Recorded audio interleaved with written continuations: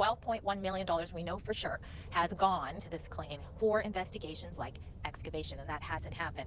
The ban, unfortunately, now knowing that so many people do know the truth, said that white supremacy is fueling residential school denialism, instead of telling people, why haven't you dug in the ground yet with the millions of dollars you received from the taxpayers?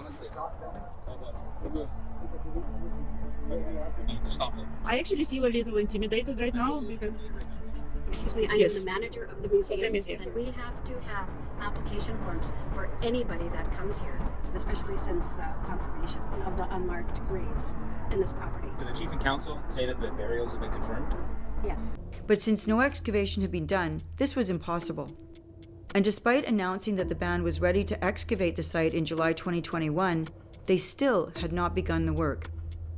Back to Kamloops. Instead of having our prime minister say we are guilty of genocide, the world thinking that we killed Native children from coast to coast to coast, what about getting the evidence? The fact they haven't done that tells you the answer to the question. The chance there's bodies at Kamloops is somewhere around 0. It would take 4 hours to excavate a grave. That's how long it would take to know if you had a body somewhere. Initially, I was willing to look at it as perhaps a simple mistake, but this goes way beyond a mistake.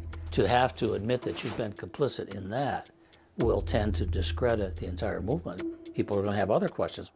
How could you engage in so many falsehoods over such a long period of time? This false claim is not insignificant.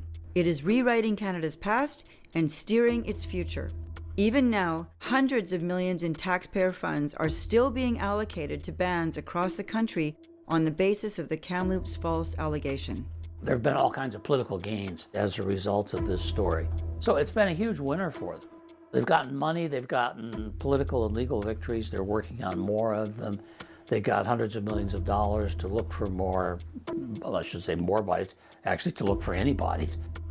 So if you start tugging at the truth about the graves, then you start asking questions about the residential schools. And they don't want to give on it because they've built so much else on top of it. It's like it's right down there at the bottom, and you pull that one brick out, then the story about oppression starts to crumble.